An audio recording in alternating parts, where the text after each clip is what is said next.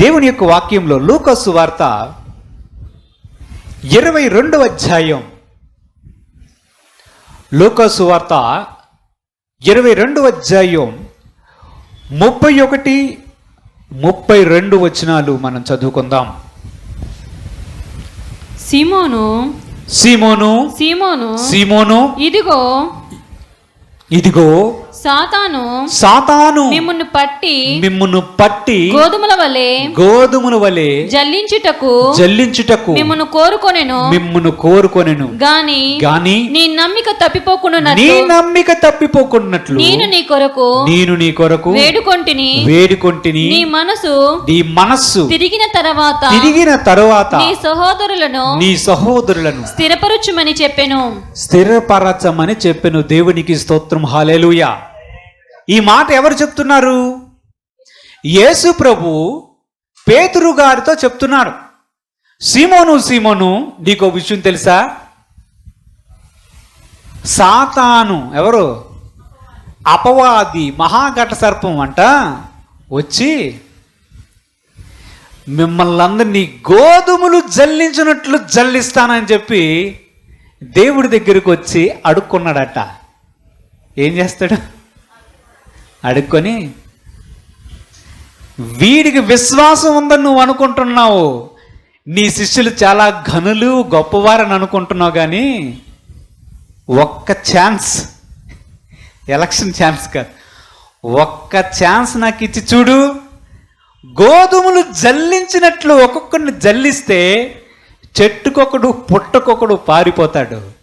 ఏం గొప్ప శిష్యులు అనుకుంటున్నావా? చేపలను పట్టుకున్న వాళ్ళని పట్టుకొని వచ్చి ఎంబీబీఎస్ చదివాడా లేకపోతే ఆక్స్ఫర్డ్ యూనివర్సిటీలో ప్రొఫెసర్లు అనుకున్నావా?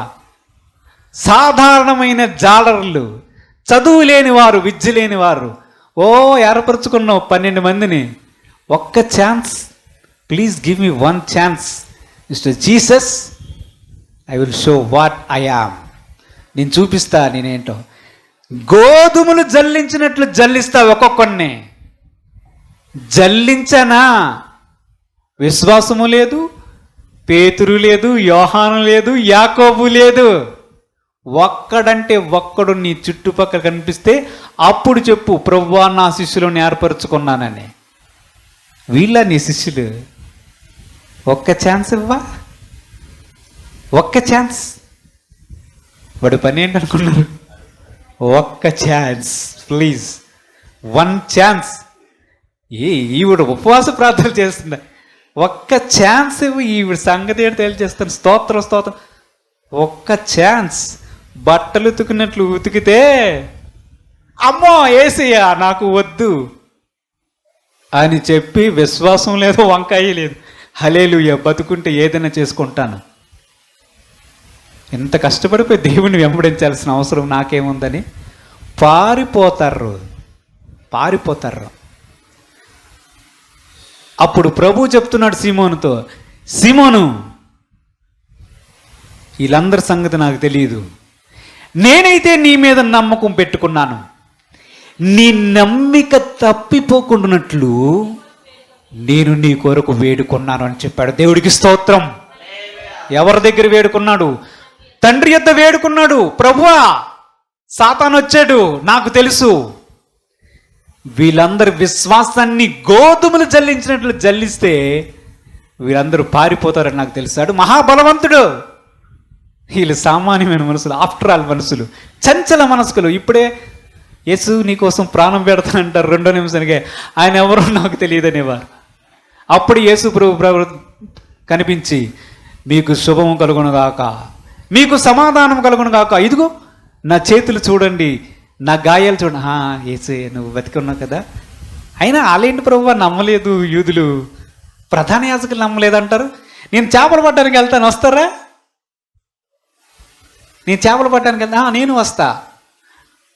పేతురు గారి లీడర్షిప్లో యేసు ప్రభు ప్రత్యక్షమైన 2 సార్ల తర్వాత తిబిరే సముద్రం దగ్గర బోరు కొట్టి నేను చేపలు పట్టడానికి వెళ్తా.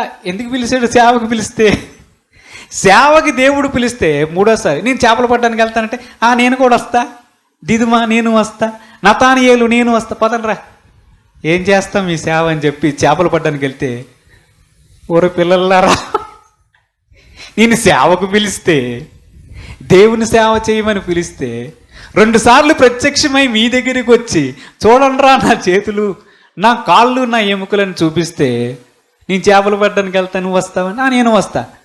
ఎలాంటి శిష్యులు అనుకున్నారు? ఎలాంటి శిష్యులు అనుకున్నారు? మనలాంటి వాళ్ళే. ఏ ప్రవక్త అయినా, ఏ శిష్యుడైనా మనిషే. అందరిలోనూ బలహీనతలు ఉంటాయి. ఏలియా కూడా మనలాంటి మనిషే. ఆ నిమిషానికే ఆకాశం నుండి అగ్ని దిగునుగాక అంటాడు. మొత్తం అంతా కూడా కాలిపోయిన తర్వాత ఆవిడ నన్ను చంపేస్తానుంది, నేను ఇంకా బతుకుడా వేస్ట్, నేను చచ్చిపోతా ప్రభా, నేను చచ్చిపోతా, నేను వచ్చేస్తా, నేను చచ్చిపోతా ప్రభా అని చెప్పి ప్రార్థన చేస్తా. ఎలాంటి మనసులు అనుకున్నారు? మనం ఎలాంటి మనుషులని తెలుసా? అత్యంత బలహీనమైన వారం. మన విశ్వాసం కూడా ఎంతే. అందుకే ఆయన చెప్పాడు, మీలో ఆవగింజంత విశ్వాసం ఉంటే కొండ ఎత్తి అవతల పడంటే పడుతుందండి. మనకు అంత కూడా ఉండదు. మనం విశ్వాసలం. ఏంటి? మనము విశ్వాసలం. మన విశ్వాసం ఎలాగ ఉంటుందంటే అంత అనుకూలంగా ఉంటే హల్లెలూయా స్తుతి మహిమ ఎల్లప్పుడు దేవునికి ఇచ్చెదము. వాడు చూసాడు అనుకో, అరే ఈడు ఎక్కువ పాటలు పాడుతున్నట్టున్నాడుగా, ఎక్కువ ప్రార్థన చేసేస్తున్నాడు, స్తుతి చేసేస్తున్నాడు. ప్రభువా ఒక్క ఛాన్స్, ఒకే ఒక ఛాన్స్, వాడిని గోధుమలు పట్టినట్లు జల్లిస్తా. వీడికి విశ్వాసం ఉన్నది అనుకుంటున్నాడు, ఏదో చేసేస్తాను, పొడిసేస్తాను అనుకుంటున్నాడు. వీడికి అప్పటికప్పుడు ఈ ఫినెహాస్ అనుకుంటున్నాడు. ఈయన చూస్తుంటే అపోస్తలుడైనటువంటి పౌలు గారు అనుకుంటున్నాడు. ఈయన చూస్తే శూర కార్యములను చేసే సంసంలా కనిపిస్తున్నాడు. ఉట్టిదే. మన విశ్వాసము తొలగిపోవడానికి సాతాను జల్లించాడా? ఇక్కడ ఎంతమంది నిలబడతాం కూడా మనకు తెలియదు. ఆడత్యంత బలవంతుడు. వాడు దేవుని దగ్గరికి వెళ్ళి కోరుకుంటాడు. మన విశ్వాసము, మన ప్రార్థనలు, మన ఉపవాస ప్రార్థనలు, మన భక్తి అంతా కూడా ఆ టెస్టింగ్కి వెళ్ళినప్పుడు తెలిసిపోతుంది. పరీక్ష రాసినంత వరకు అన్ని ప్రశ్నలకు జవాబులు మనకు తెలిస్తేనే అనుకుంటాం. క్వశ్చన్ పేపర్ ఇచ్చినప్పుడు అర్థమవుతుంది, ఈ బిట్టు మాకు రాదే, ఇది చెప్పలేదే, అయిపోయింది, వచ్చే సంవత్సరం రాసుకుంటాంలే అనుకుంటాం.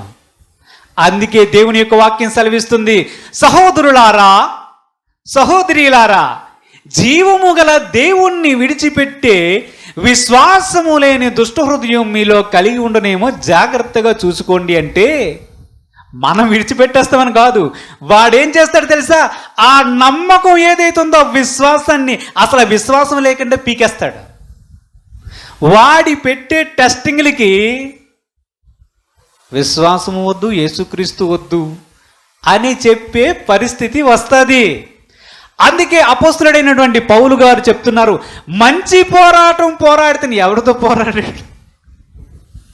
ఎవరితో పోరాడు? ప్రజలతోనా? ప్రజలతో పోరాడవలసిన పని ఆయనకేముంది?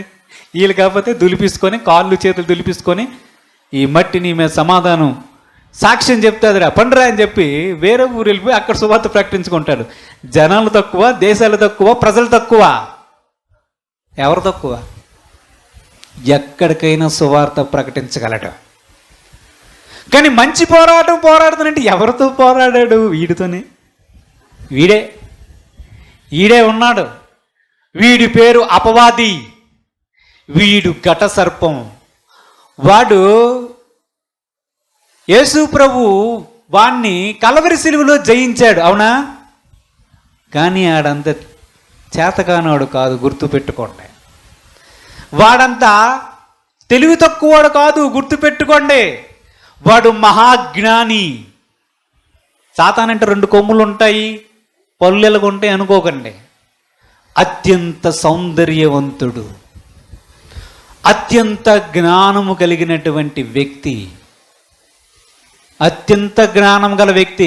నువ్వు వెళ్ళి ఆడుతున్న ఆర్గ్యుమెంట్ చేస్తే 2 నిమిషాలు నిన్ను 2 నిమిషాలు కాదు, 1 సెకండ్లో ఓడించేస్తాడు. నాకు బైబిల్ అంతా తెలిసిన ఆర్గ్యుమెంట్ పెట్టుకున్నావు అనుకో, అవును వాక్యం అలా ఉంది కదంటే అవును కదా, అవును కదా, నిజమే కదా.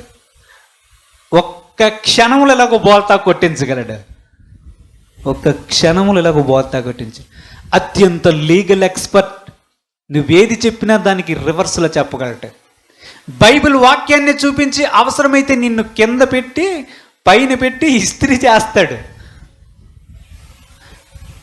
అలాంటి తేలికైనటువంటి వ్యక్తి కాదు, కానీ వాడికంటే మన ప్రభు గొప్పవాడు. కానీ ఈ పోరాటంలో ఏంటంటే యేసుప్రభు మనల్నే ఫీల్డ్లోకి వదులుతాడు. ఎలాంటా? పోరాటం చెయ్యండి, పోరాడండి, విశ్వాసాన్ని కాపాడుకోండి, రండి నా దగ్గరికి రండి, నా దగ్గరికి రండి, మీ విశ్వాసం మీరే కాపాడుకొని వాటితో పోరాడి గెలిచి నా ఎద్దుకు రావాలి అనే ఛాలెంజ్ మన దగ్గర ఉంది. అంత యేసు ప్రభు చూసుకుంటాడులే అంటే కుదరదు. అంత యేసు ప్రభు చూసుకుంటాడంటే కుదరదు. మన విశ్వాసానికి అగ్ని వంటి పరీక్షలు జరిగే సమయం ఇంకా మనకు కలగలేదు, కానీ భవిష్యత్తులో అత్యంత కఠినమైనటువంటి పరీక్షలు ఎదుర్కొనే పరిస్థితులు రాబోతున్నాయి. ఇప్పుడైతే రేషన్ షాప్కి వెళ్ళిపోయి అన్నీ కొనుక్కొని వచ్చేస్తున్నారు, అవునా? మహాశ్రమల కాలం రాబోతుంది. అంత్య అబద్ధపు క్రీస్తు అనేవాడు ఒకడు వస్తాడు. 666 ముద్ర వేసుకుంటేనే నీకు మిల్లెట్స్ అయినా మామిడికాయ అన్నాడు అనుకోండి, ఏం చేస్తారు? యేసు ప్రభు కొరకు నేను జీవించాలి, తిండి కోసమా? ఒక్క పూట జ్యేష్ఠత్వపు హక్కు, ఒక్క పూట తిండి కోసం జ్యేష్ఠత్వపు హక్కును కోల్పోయిన ఏసావు వంటి భ్రష్టుడు అని బైబిల్లో ఉంది. నేను ఏసావును కాదు, ఏసావి కాదు అంటే స్త్రీలైతే ఏసావి, పురుషులైతే ఏసా. నేను అలాంటి వాడిని కాదు, అలాంటి దాన్ని కాదు. నేను ఎందుకంటే 2 రోజులు మాడిందనుకో పరలోక రాజ్యం తర్వాత, కానీ ముందు ఈ భూలోక రాజ్యంలో ఫుడ్ కోసం చూసుకుందామని చెప్పి ఆ ముద్ర వేయడానికి లైన్లో పరిగెడతాం, తెలుసా? ఈ ముద్ర వేస్తే పరలోక రాజ్యం ఉండదు. చస్తారా, ముద్ర వేయించుకుంటారా? ఆ సమయం ఇంకా రాలేదు కనుక ఇప్పుడు మనం పెద్ద పెద్ద స్టేట్మెంట్లు ఇవ్వచ్చా? యేసుతోటివిగాను పోదును, ప్రభా నీ కొరకు ప్రాణత్యాగమైన నా చేసేదను ప్రభు అని 2 కన్నీళ్ళు కరుస్తామేమో, కానీ అప్పుడు వస్తేనా చర్చి ముఖం కూడా చూడం. 666 ముద్ర వేసుకుంటే నీ తిండి దొరకదు. ఏం చేస్తారు? నువ్వు యేసు ప్రభువును వెంబడిస్తావా? బుర్ర మీద కన్ను పెట్టాడనుకో ఏం చేస్తారు?